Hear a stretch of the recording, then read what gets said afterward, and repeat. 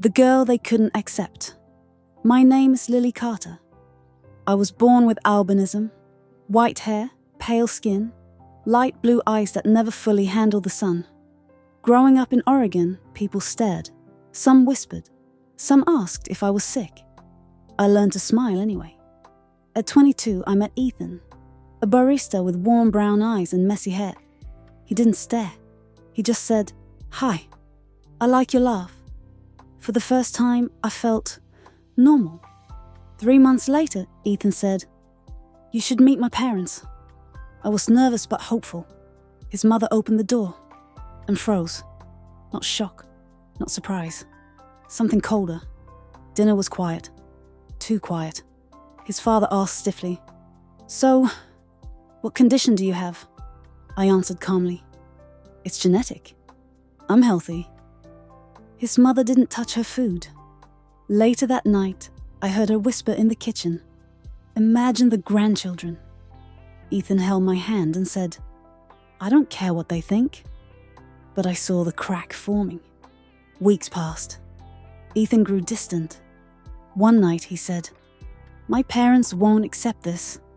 They say life will be too hard. For both of us." I smiled, even though my chest burned. "Then let's not make it harder for you." He didn't stop me when I left. A year passed. I worked in a small bookstore. Quiet life, quiet heart. One rainy afternoon, a man walked in. Tailored coat, calm voice, kind eyes. Daniel Ross. He asked for a rare poetry book. We talked for an hour. He returned the next day. And the next. He never once asked about my appearance, only about my thoughts. 3 months later, he invited me to dinner. Not a cafe, a penthouse overlooking Seattle. I hesitated. He said, "I didn't bring you here to impress you. I brought you here because I don't hide who I am." That night I learned. Daniel was a self-made millionaire, tech entrepreneur, quiet, private, real. But what mattered most? He looked at me like I was rare art. Not a problem to solve. Months later, Daniel said, "Marry me," I asked. "Are you sure? The world is not always kind." He smiled. "Then we'll build our own world." Small ceremony, ocean cliff, soft wind, white dress, white hair, 2 kinds of light merging. As I walked down the aisle, I saw a familiar face in the distance. Ethan, standing alone, watching. He didn't approach, he just nodded, a silent apology.